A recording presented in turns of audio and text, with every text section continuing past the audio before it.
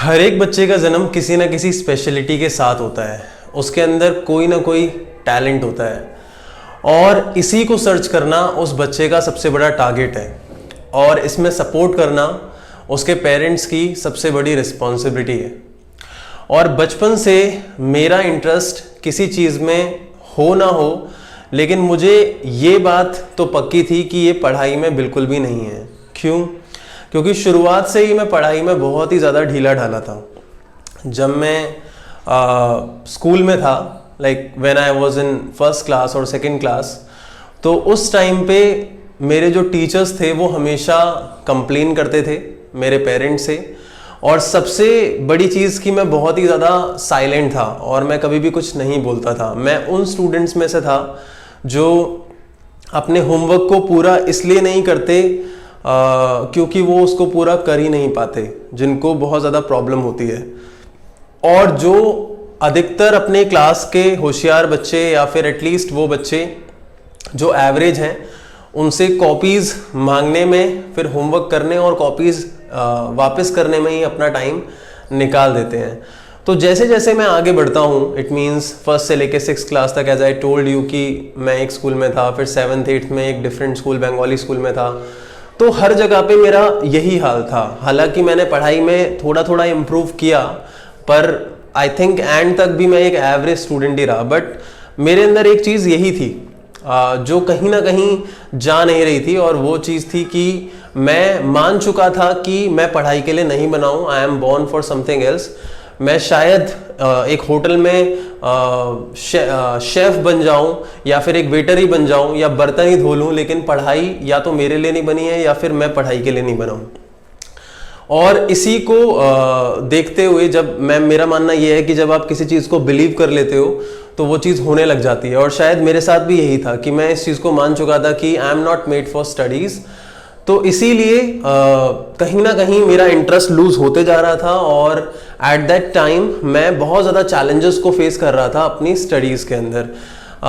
जब मैं 8th class में था, Vinaynagar Bengali school, as I told you in Sarojini Nagar there is a school, Vinaynagar Bengali school. तो जब मैं वहाँ पे था तो वहाँ पे बंगाली में पास होना होता था।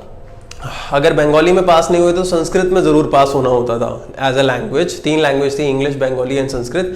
तो इंग्लिश में तो हो जाता था शुरू से, एक कॉन्फिडेंस था अंदर, लेकिन बंगाली और संस्कृत में से अगर बंगाली में नहीं हुए तो संस्कृत में होना पड़ता था। और मैं दोनों में ही बहुत बेकार था। बंगाली में तो होता ही था, of course Bengali is not my mother tongue, और संस्कृत मेरे को बिल्कुल भी अच्छी नहीं लगती थी।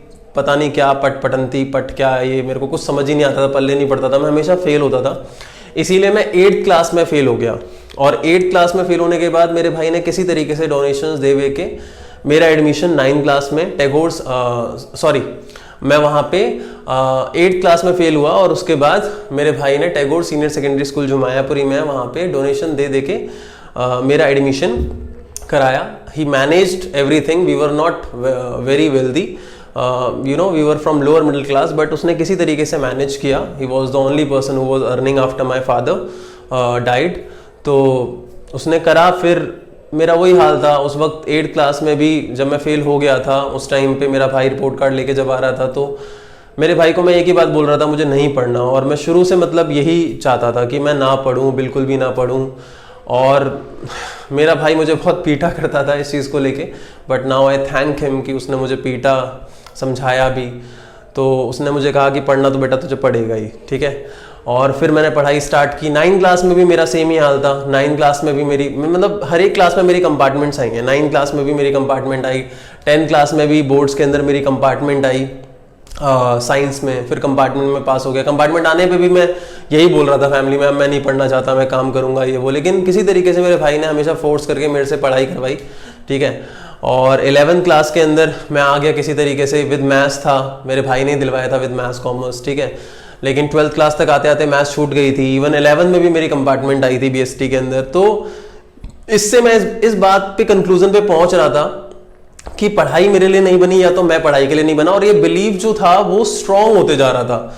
हो सकता है कोई पर्सन मेरे से रिलेट कर पा रहा हो यहाँ पे, ठीक है। तो गाइज मेरे लाइफ लेसन इसीलिए हैं ताकि आप लोग अगर कुछ सीख सकते हो इन लाइफ लेसन से, तो शायद आप लोगों की लाइफ बेटर हो जाए और आप कुछ ऐसा सीखो जिससे आपको मदद मिले आपकी लाइफ के अंदर, ठीक है। तो 12th क्लास में मैं किसी तरीके से आया, उस कंपार्टमेंट एग्जाम को भी पास करके। मेरे मन में यही था कि 12th पास करके कैसे भी एक छोटी मोटी जॉब करूंगा और अपनी लाइफ जीने लग जाऊंगा। लेकिन 12th में जब मैं आया, उसके बाद मैंने पढ़ाई करना स्टार्ट की। I was an average student. उस टाइम पे मेरा भाई मुझे पढ़ाता था अकाउंट, इकोनॉमिक्स, क्योंकि he is a teacher of account and economics. तो जब मेरा बोर्ड एग्जाम था, उस टाइम पे मैं एग्जाम दे के आता था, अपने भाई को बताता था सब अच्छे से आता है। जब अकाउंट्स का एग्जाम था, मेरे भाई ने एक दिन पहले मेरे से क्वेश्चन सॉल्व करवाए और कोई भी क्वेश्चन मैच नहीं हो रहा था, स्पेशली प्रोराटा और कोई बैलेंस शीट मैच नहीं हो रही थी अकाउंट्स में। वो मेरे से बहुत परेशान था। उसने मुझे 4-5 थप्पड़ भी लगाए और बोला मेरी मम्मी से कि ये कुछ नहीं करने वाला अपनी लाइफ के अंदर, मेरे को तो कुछ समझ नहीं आता, और वो सो गया। और अगले दिन मैंने एग्जाम दिया। मैंने यही बोला, हम सब यही बोलते हैं, एग्जाम अच्छा हुआ। तो मेरे भाई को तो पता था ऐसे तो कुछ आता ही नहीं था। अब सब रिजल्ट का वेट कर रहे थे, और जब रिजल्ट का वेट कर रहे थे तो मेरा जब रिजल्ट आया तो उस टाइम पे मैं पास हो गया। और सबसे इंपॉर्टेंट चीज, मेरे इंग्लिश में 96 मार्क्स आए। हालांकि धीरे धीरे करके मार्क्स सारे डिक्रीज हुए, अकाउंट में खाली 56 मार्क्स ही आए। लेकिन मेरा भाई बहुत खुश था क्योंकि मेरी ओवरऑल जो परसेंटेज बनी थी वो 74% बनी थी। तो इतनी उसको बिल्कुल उम्मीद ही नहीं थी, उसको ये लग रहा था मैं फेल हो जाऊंगा, लेकिन बन गई, तो ही वॉज वेरी हैप्पी। तो ओवरऑल जो ये चीज हुई है, इससे मेरे को क्या रियलाइज हुआ, इससे मुझे क्या सीख मिली, वो मैं आपको बताना चाहता हूं इस लाइफ लेसन के अंदर। तो वो यही मिली कि यू नेवर नो कि what you are destined to. You never know what you are destined to. It means कि आपको कभी भी नहीं पता कि आप किस चीज के लिए बने हो और आप किस डायरेक्शन में जा रहे हो। कई बार जो आपके साथ हो रहा होता है ना, आपको लगता है कि वो आपके बुरे के लिए हो रहा है, लेकिन वो भी आपके अच्छे के लिए ही हो रहा होता है। शायद उस टाइम पे मैं फेल हो रहा था, मेरी कंपार्टमेंट आ रही थी, तो मुझे कहीं ना कहीं ये लगता है कि ये सब कुछ जो हो रहा था वो एक पॉजिटिव डायरेक्शन में ही मुझे ले जाने के लिए हो रहा था।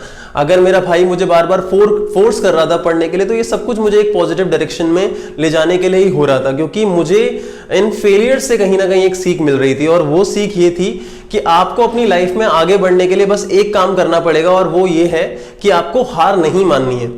चाहे आप फेल हो, चाहे आप कंपार्टमेंट आई, चाहे कुछ भी हो, आपको किसी भी तरीके से एक पुश चाहिए। वो पुश मुझे भाई के थ्रू मिल रहा था। अब आपको वो पुश आपके मम्मी देती हो, या आपके पापा देते हो, या आपका बड़ा भाई या बड़ी बहन देती हो, आपको उस वक्त लग रहा होता है कि वो पुश हमारे लिए नहीं है, we are not meant for that, but कहीं ना कहीं वो पुश आपके लिए ही है और आपके लिए अच्छा है।